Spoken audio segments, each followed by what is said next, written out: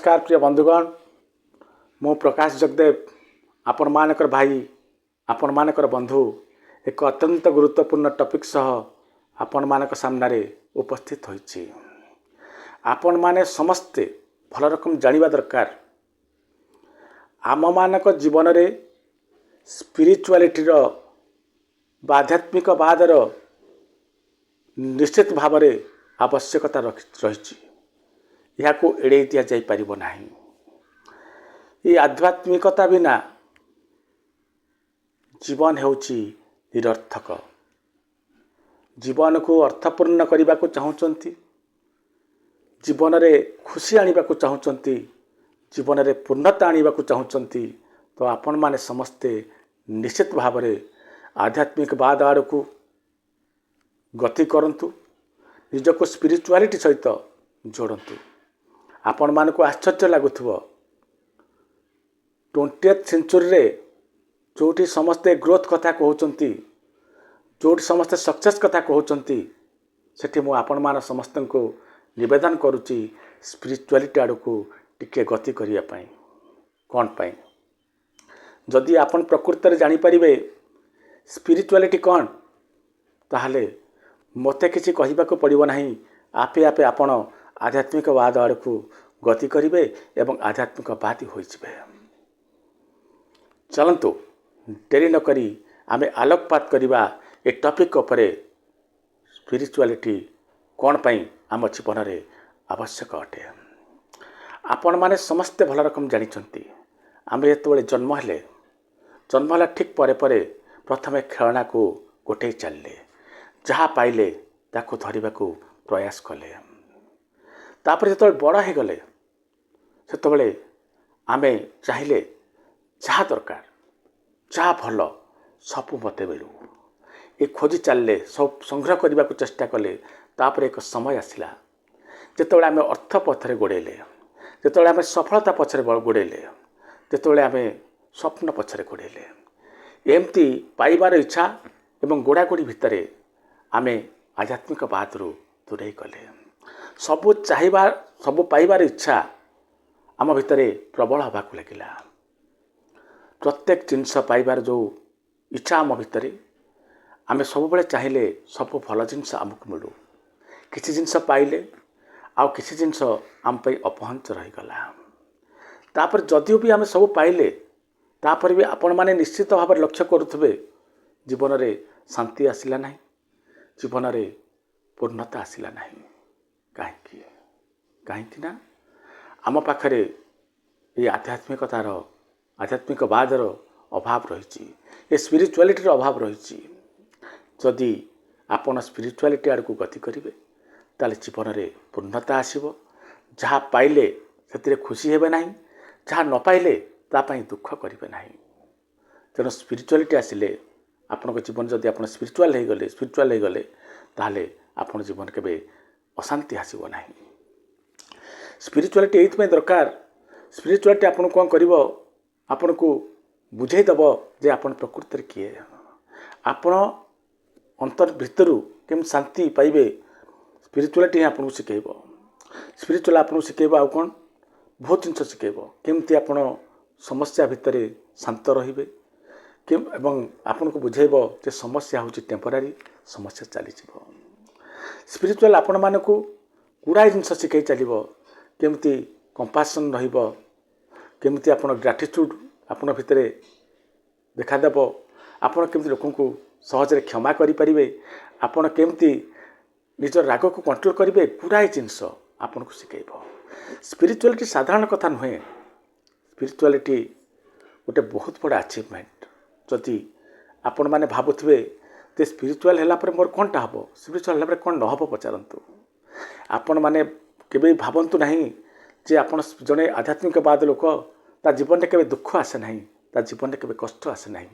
से स्पिरिचुआल लोक मानक जीवन में दुख एवं कष्ट आसे, किंतु कौन सी दुख कष्ट ताको भांगी दे पारे नहीं, ताको मन को दोहरे दे पारे नहीं। कहीं जानी जिते दुख आसे कष्ट आसे से चिंता करती यह हूँ भगवान परीक्षा। ये परीक्षा रे मते उत्तीर्ण होगा पड़ो।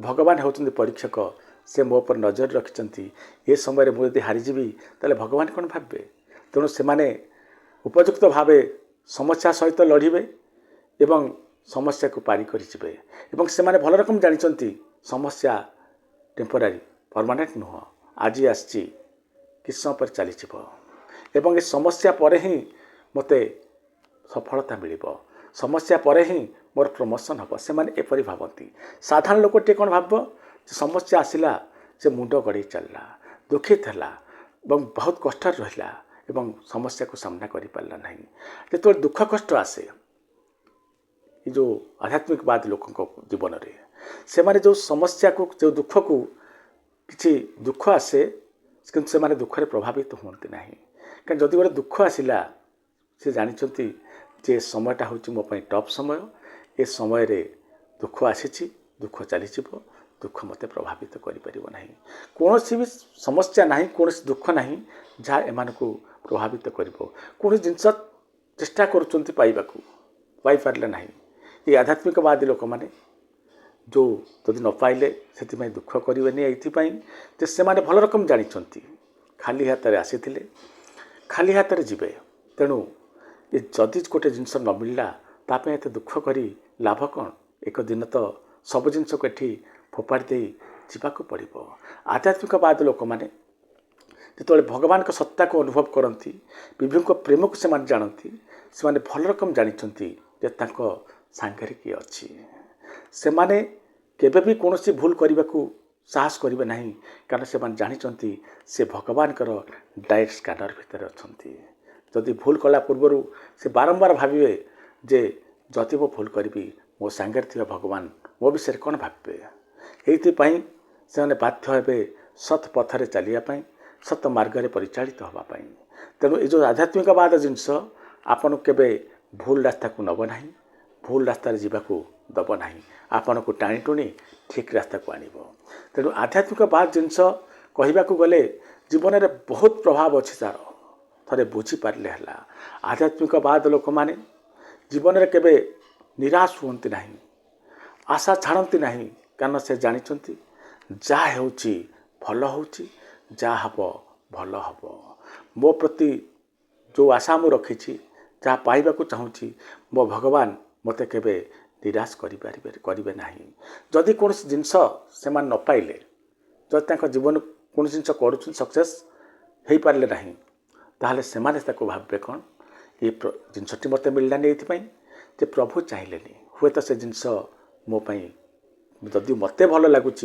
तथापि मोपाई ठीक नुह जो भगवान मत देले ना तेणु प्रत्येक जिनस को काउंटर करी केमती खुशी रहिब आध्यात्मिकवाद लोक मानक जना से माने डिप्रेशन को केवे भी जीवे ना कारण से भल रकम जानते केमती परिस्थिति सहित लड़ाक हम परिस्थिति जोड़ी होगा पड़ो जीवन तो आप समस्ते जोचंती जीवन सहित यदि आध्यात्मिकवाद जोड़ी होगला ना जीवन को सरस मधुर करदेव जीवन कौन समस्या रहा जो समस्या आपण को दुखित कर कारण सब बेले निष्काम भाव में आपण जीवन जीवे आप जानते मनुष्य कहीं कष्ट पाए कष्ट ये पाए जिते मनुष्य ह्यूमन वांट्स आर अनलिमिटेड प्रत्येक जिनस पाइबार जो इच्छा से इच्छा ही मनुष्य को दुख देता है मनुष्य ता मने मने सब जिनस पाइबा को प्रयास करें जिते से प्रयास तार पूर्ण न होता है से मनुष्य दुखित हुए तेणु आध्यात्मिकवाद लोक मैंने कौन करती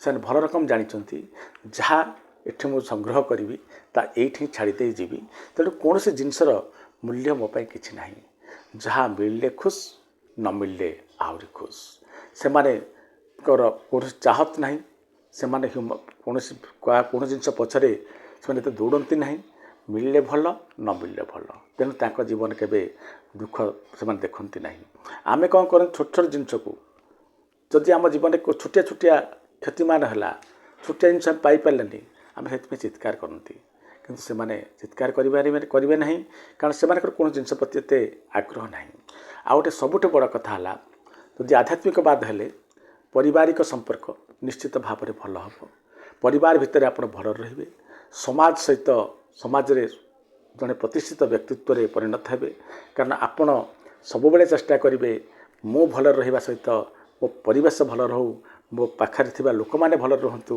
ଆମ ଗାଁ ଭଲରେ ରହୁ, ଆମ ସହରରେ ଭଲରେ ରହୁ। କାହାର କ୍ଷତି କଥା ଆପଣ କେବେ ଚିନ୍ତା କରିପାରିବେ ନାହିଁ, କାହାର ମନରେ ଦୁଃଖ ଦେବାକୁ ବି ଆପଣ ଚାହିଁବେ ନାହିଁ। କାରଣ ଯଦି ଆଧ୍ୟାତ୍ମିକବାଦ ହେଲେ ତାହେଲେ ଆପଣ ଯଦି ଭଗବାନଙ୍କ ଉପସ୍ଥିତିକୁ ସବୁବେଳେ ଅନୁଭବ କଲେ ଯେ ସମାନି ଦେୟାର ୱିଥ୍ ମି, ସେ ହେଉଛନ୍ତି ମୋ ଭଗବାନ। ଯଦି ମୁଁ ଭୁଲ କରିବି ତାହେଲେ ମୋ ଭଗବାନ ମୋ ଉପରେ ରୁଷ୍ଟ ହେବେ।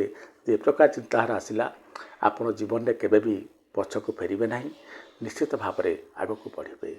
ଆପଣମାନେ ବିଶ୍ୱାସ କରନ୍ତୁ ବା ନ କରନ୍ତୁ, କିନ୍ତୁ ଏହା ଧ୍ରୁବ ସତ୍ୟ। ଆଧ୍ୟାତ୍ମିକବାଦ ସହିତ ଯୋଡ଼ି ହେଲା ପରେ ଆପଣ ଜୀବନରେ ନିଶ୍ଚିତ ଭାବରେ ଏକ ବିରାଟ ବଡ଼ ପରିବର୍ତ୍ତନ ଆସିବ। ଏ ପରିବର୍ତ୍ତନ କେବଳ ଆପଣଙ୍କୁ ସଫଳତା ଦେବ ତା ନୁହେଁ, ଏ ଜିନିଷ କେବଳ ଆପଣଙ୍କୁ ସକ୍ସେସ୍ ପହଞ୍ଚାଇବ ସେଠି ଖାଲି ଏତିକି ନୁହଁ, ଏହା ଆପଣ ଜୀବନରେ ନିଶ୍ଚିତ ଭାବରେ ପୂର୍ଣ୍ଣତା ଆଣିଦେବ, ଆପଣଙ୍କୁ ଆଗକୁ ବଢ଼ିବାକୁ ପ୍ରେରିତ କରିବ। ଆପଣ ଯେଉଁଠି ଯେମିତି ବି ଥାଆନ୍ତୁ ଭଲରେ ରହିବେ। ଆପଣଙ୍କୁ ଜୀବନ ଜୀଇବାର କଳା ଠିକ୍ ଭାବରେ ଏ ଆଧ୍ୟାତ୍ମିକବାଦ ହିଁ ଜଣାଇଦେବ। ତେଣୁ ବିନମ୍ର ଅନୁରୋଧ, ସମସ୍ତେ ଚେଷ୍ଟା କରନ୍ତୁ ଆଧ୍ୟାତ୍ମିକବାଦୀ ବନିବାକୁ। ରହୁଛି, ନମସ୍କାର।